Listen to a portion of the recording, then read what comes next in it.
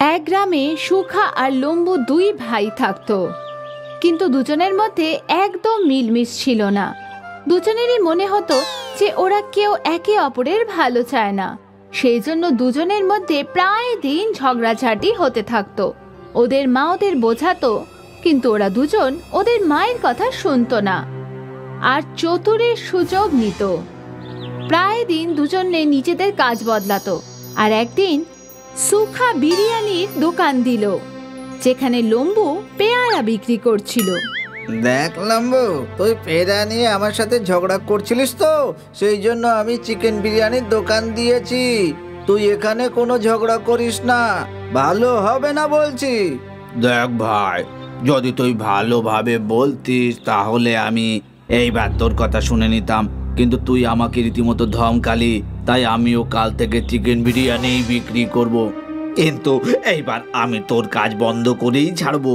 ঠিক আছে, দেখি তাহলে কে জেতে।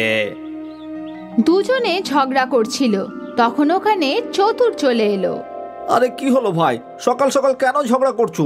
আর সুখা, তুই আজ বিরিয়ানি নিয়ে এসেছিস, তাও আবার চিকেন। আরে বাহ, এক প্লেট দিয়ে দেখি, খেয়ে দেখি কেমন হয়েছে। তো আরে চতুর দাদা, এই দোকানে আপনারা যত খাবে খাও।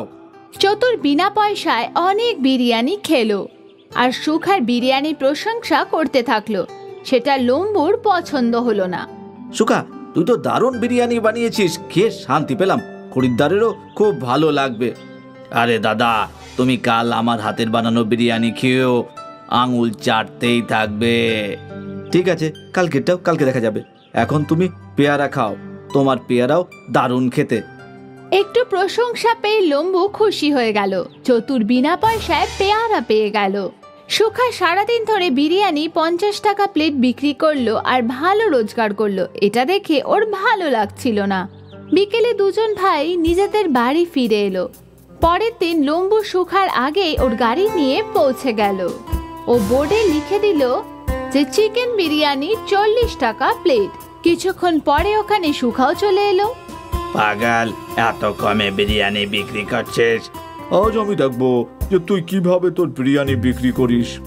দুই ভাইয়ের দামের মধ্যে পার্থক্য দেখে লোকজন লম্বুর কাছেই যাচ্ছিল আর সস্তা হওয়ার কারণে পেট ভরে বিরিয়ানিও খাচ্ছিল। এটা দেখে সুখাও বিরিয়ানি সস্তা করার কথা ভাবলো আর ও 50 টাকার বদলে 40 টাকা লিখে দিল। এখন দুই ভাই সমানভাবে টক্কর দিচ্ছিল আর বিরিয়ানি বিক্রি করে বিকেলে বাড়ি ফিরে আসে। আমি শুনেছি তোমরা দুজন আজও নিজেদের লোকসান করে এসেছো। মা, ও আমাকে ধমকি দিয়েছিল আর এখন আমি ওর কাজ বন্ধ করেই ছাড়বো। মা, যখন তুমি কিছু জানো না তখন কিছুই বলতে যেও না তুমি। ঠিক আছে, এবার থেকে আমি কিচ্ছু বলবো না। তোমরা দুজন যা ইচ্ছে হয় তাই করো। একদিন সকাল সকাল চতুর সুখার সাথে দেখা করতে এলো। আরে এসো চতুর দাদা, বসো। আরে আমি তো তোমার নিজের মনে করি, সেই জন্য ব্যবসার কয়েকটা জিনিস শেখাতে এসেছি। দাদা, এখনো অবধি তো তোমার কথা শুনেই ব্যবসা করছি গো। এবার থেকে 5 টাকায় বিরিয়ানি বিক্রি করা শুরু করো। 5 টাকায় তো চিকেনের দামই উঠবে না গো। তুই তো তোর ভাইকে হারাতে চাস, তাই না? তাই তোকে নিজের পকেট থেকে টাকাই দিতে হবে, কিন্তু আমার কাছে তো টাকাই নেই। তো দাদা কবে কাজে আসবে? যত টাকা লাগবে আমি দেবো, রোজগার পাতি হয়ে গেলে আবার আমাকে দিয়ে দিস। চতুর সুখাকে ধার দিল চিকেন বিরিয়ানি আর সুখা 5 টাকায় চিকেন বিরিয়ানির বোর্ড লাগিয়ে দিল। ওর সামনে লাইন লেগে গেল আর লোকজন টোকেন নিয়ে বিরিয়ানি নেয়ার অপেক্ষা করছিল। লম্বু এসব দেখে কষ্ট পাচ্ছিল। তখনই ওখানে চতুর এলো। কি হলো লম্বু, তুই এত কষ্ট পাচ্ছিস কেন? সামনেই তো দেখতে পাচ্ছ, আর তুমি আমাকে কষ্ট পাওয়ার কারণ জিজ্ঞেস করছো। তাহলে তুইও 5 টাকায় বিক্রি করে শুরু করে দে। আমার কাছে অত টাকা নেই, জানি না সুখার কাছে এত টাকা কোথা থেকে এলো। তুই চিন্তা করিস না, আমি তোকে এক্ষুনি ধার দিচ্ছি। তুইও এখন 5 টাকায় চিকেন বিরিয়ানি বিক্রি কর। চতুর লম্বুকেও ধার দিয়ে দিল আর দুই ভাই 5 টাকায় চিকেন বিরিয়ানি বিক্রি করতে থাকলো। আসুন আসুন, 5 টাকায় চিকেন বিরিয়ানি খান। আসুন আসুন, 5 টাকায় চিকেন বিরিয়ানি খান। এক প্লেটে 4টে চিকেন পাবেন। সুস্বাদু খান, এক প্লেটে 5টা চিকেন পাবেন আর মাত্র 5 টাকায়। দুই ভাইয়ের শত্রুতার সুযোগ লোকেরা খুব ভালোভাবে নিল আর 5 টাকায় পেট ভরে বিরিয়ানি খেলো। আজ দুপুরের মধ্যেই দুই ভাই সব বিরিয়ানি শেষ করে বাড়ি ফিরে এলো। কত রোজগার হলো আজকে? সুখা আর লম্বু মাকে সব সত্যি বলে দিল। আচ্ছা, তাহলে তোমাদের দুজনের চতুর টাকা দিয়েছিল। এখন তোমরা নিজেরাই ভাবো যে ও কি চায়। মা, আমায় ক্ষমা করে দাও। হ্যাঁ মা, আমাদের আজ থেকে আর কোনো রকম ঝগড়া করব না। আমরা যত ঝগড়া করব তত অন্য লোকেরা সুযোগ নেবে। হ্যাঁ মা, আমরা এটা আজ বুঝতে পেরেছি। এখন আমরা দুজনে মিলে কাজ করব আর চতুরকে মজা শেখাবো। দুই ভাই একটা গাড়িতেই বিরিয়ানি রাখলো আর বোর্ডে লিখলো লম্বু সুখার চিকেন বিরিয়ানি। পরের দিন ওরা দুজন চলে এলো। যখন চতুর পরের দিন গিয়ে দেখলো তো অবাক হয়ে গেল। ওই মিলমিশ দেখে ওখান থেকে দূরে পালিয়ে যাওয়াটাই ঠিক মনে করলো। বন্ধুরা, এর থেকে আমরা শিক্ষা পাই যে আমাদের মিলেমিশে থাকা উচিত, নয়তো অন্য কেউ এই সুযোগ নিয়ে চলে যাবে। আর পাশাপাশি এরকম লোকের কাছ থেকে সামনে থাকা উচিত, নয়তো কিছুদিনের মধ্যেই ডুবে যাবে। ললিত একটা বড় বেকারিতে কাজ করত। ও কেক আর বিস্কিটস বানাতো। স্যার, চকলেট কেক রেডি হয়ে গেছে। এবার বাটারস্কচ পেস্ট্রি তৈরি করি তাহলে? আরে না না, আজকাল বাটারস্কচ পেস্ট্রির ডিমান্ড অনেক কমে গেছে। এবার থেকে আমরা একদিন বাদে একদিন বাটারস্কচ পেস্ট্রি তৈরি করব। আচ্ছা, ঠিক আছে স্যার। তুমি একটা কাজ করো, তুমি এখন চকলেট কেক তৈরি করে নাও। ঠিক আছে স্যার। আস্তে আস্তে বেকারির কাজ কম হতে লাগলো আর কিছু প্রোডাক্টই ললিত বানাতো।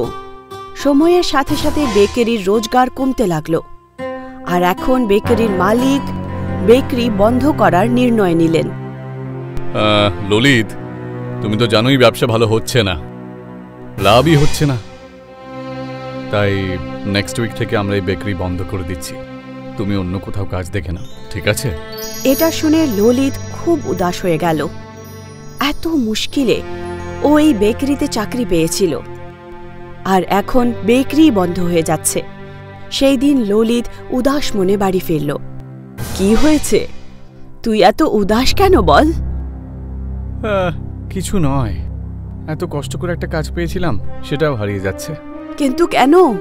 ওই বেকারির ব্যবসা ভালো হচ্ছে না, তাই মালিক বেকারিটা বন্ধ করে দিচ্ছে। এই সপ্তাহটাই শেষ। হে রাম, এবার কি হবে? কি আর হবে, আবার কোথাও একটা কাজ খোঁজার জন্য আমাকে বেরোতে হবে।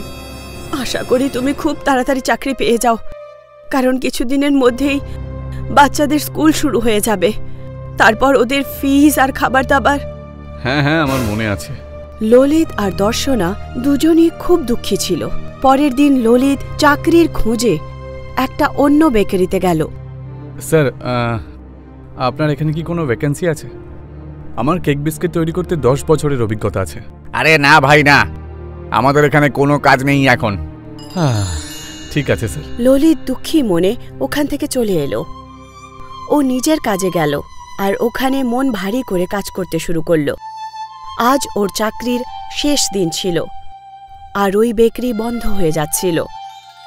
সারা দিন কাজ করার পর বিকেলে ও ম্যানেজারের কাছে গেল।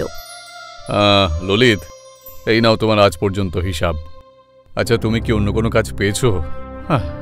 না স্যার, চিন্তা করো না, আমি তোমার জন্য কোথাও কথা বলছি। ততদিন তুমিও কোথাও খুঁজতে থাকো, আশা করি তুমি খুব তাড়াতাড়ি কাজ পেয়ে যাবে। আচ্ছা স্যার, ঠিক আছে। ললিত নিজের বেতন নিয়ে বাড়িতে পৌঁছল। ও ওই পয়সাগুলো নিজের বউকে দিয়ে দিল। এই নাও, একটু খরচটা কমিও, ঠিক আছে? কারণ জানি না কবে আবার কাজ পাবো। দর্শনা বুঝতে পেরে গেছিল যে ললিত খুবই দুঃখী আছে। ললিত অন্য বেকারিতেও কাজ খুঁজতে গেল, কিন্তু ও কোথাও কোনো কাজ পেল না। সবশেষে ও ক্লান্ত মনে বাড়ি ফিরে এলো। বাবা এসে গেছে, বাবা এসে গেছে। বাচ্চারা খুশি ছিল। ওরা অনেকক্ষণ থেকে ললিতের বাড়ি ফেরার জন্য অপেক্ষা করছিল। কি হয়েছে? আজ ময়াঙ্কের জন্মদিন, তো বাচ্চারা তোমার জন্য অপেক্ষা করছিল। তুমি আসবে আর কেক বানাবে। আমি বলেছিলাম ওদের যে হয়তো তুমি আজ কেক বানাতে পারবে না। আরে, আমার ছেলের জন্মদিন আর আমি কেক তৈরি করতে পারবো না? কেকের সামগ্রীর জন্যই তো বেশি পয়সা দরকার না? আরে, আজকে আমি সস্তা জিনিস দিয়ে ভালো কেক তৈরি করব, তোমরা সবাই অবাক হয়ে যাবে। হ্যাঁ। ললিত কিছু সামগ্রী একত্রিত করলো আর কেক বানানো শুরু করে দিল। বাচ্চারা বড় বড় চোখ করে ওকে দেখছিল। ললিত কেকের মিশ্রণ তৈরি করলো আর তাতে চিনি আর অন্য কিছু জিনিস মেশালো, আর তারপর ওই ব্যাটারটা একটা প্লেটে ঢেলে দিল। বাবা, আমরা কেক কিভাবে বানাবো? আমাদের কাছে তো উনুনও নেই। আরে উনুন নেই তো কি হয়েছে, আমাদের কাছে কড়াই আর নুন তো রয়েছে। ললিত কড়াইতে নুন দিয়ে দিল আর তার মধ্যে কেকের প্লেট রেখে দিল আর ওপর দিয়ে ঢাকনা ঢেকে দিল। হ্যাঁ, এবার 20 মিনিটের মধ্যে কেক তৈরি হয়ে যাবে। বাচ্চারা ঘড়ির কাঁটার ওপর নজর রেখেছিল। কেকের সুগন্ধ পুরো ঘরে ছড়িয়ে পড়ল। যখনই 20 মিনিট পুরো হলো, ললিত ঢাকনা সরালো আর ওদের কেক তৈরি হয়ে গেছিল। ললিত ওই কেক অন্য প্লেটে বার করে দিল আর তারপর ও ময়দার মধ্যে চিনি মিশিয়ে ক্রিম বানাতে লাগলো, আর তারপর ওই ক্রিমকে কেকের ওপরে সাজিয়ে দিল। দেখো, সুন্দর কেক তৈরি হয়ে গেছে। কিন্তু বাবা, তুমি তো এর মধ্যে সমস্ত ঘরের জিনিসই ইউজ করেছো। হ্যাঁ সোনা, এই জন্যই তো এটা সস্তার কেক আর খুব ভালো কেক। ঠিক আছে, এইসব বাদ দাও, এবার আমরা মইনাকের বার্থডে কেক কাটি। চলো চলো। Happy birthday to you, happy birthday to you, happy birthday dear Mayank, happy birthday to you. Mayank নিজের বার্থডে কেক কাট করলো আর সবাইকে কেক খাওয়ালো। বাহ, এটা তো খুবই টেস্টি। পুরো পরিবার খুব মজা করে কেক খেলো। এই কেকটা তুমি খুবই কম সামগ্রী দিয়ে বানিয়েছো, তাই এটা বানাতে খরচা অনেক কম হয়েছে। হ্যাঁ, কিন্তু তুমি এটা কেন জিজ্ঞেস করছো? কারণ আমি ভাবছিলাম তুমি এরকম ভাবেই কেক বানিয়ে বিক্রি করো। বড় কেক 100 টাকা আর এই কেকের পেস্ট্রিজ বানিয়ে 1 টাকা করে। কি? ছোট ছোট কেকের পেস্ট্রি বানিয়ে 1 টাকায় বিক্রি করতে পারো স্কুলের বাইরে। বাচ্চারা এটা খুব পছন্দ করবে। হ্যাঁ, আইডিয়াটা কিন্তু বেশ ভালো, এটা তো আমি করতেই পারি। এমনিতেও কাল থেকে স্কুল শুরু হতে যাচ্ছে। তাহলে কাল থেকে এই 1 টাকাওয়ালা কেক আমরা বিক্রি করতে শুরু করে দিই, ঠিক আছে? ললিত টাকা রোজগার করার নতুন সাধন পেয়ে গেল। পরের দিন সকালে ললিত ঘরেই কেক বানানো শুরু করলো কড়াইতে, আর ওই কেকের ছোট্ট ছোট টুকরো কেটে ফেলল আর ওই সবগুলোকে বড় একটা পাত্রে রেখে দিল। এই পাত্রটা নিয়ে ও স্কুলের পাশে পৌঁছলো।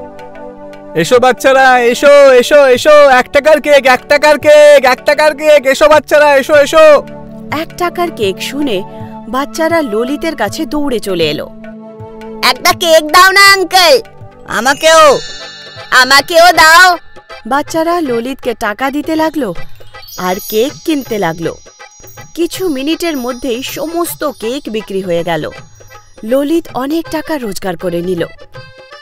ও খুশি ছিল। পরের দিন ও আরো বেশি কেক বানালো আর ওই কেকগুলোও খুব তাড়াতাড়ি বিক্রি হলো।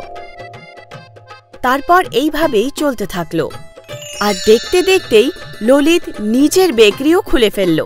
ওর 1 টাকার কেক ওর জীবনের নতুন দিশা দেখালো। কোথায় ও চাকরির খোঁজে ছিল আর এখন ওর নিজের বেকারিতে অন্য লোকেরা চাকরি করত। এই সমস্ত জিনিস শুধুমাত্র 1 টাকার কেকের কারণেই হয়েছিল। 1 টাকার কেক ললিতের সফলতার রাস্তা ছিল।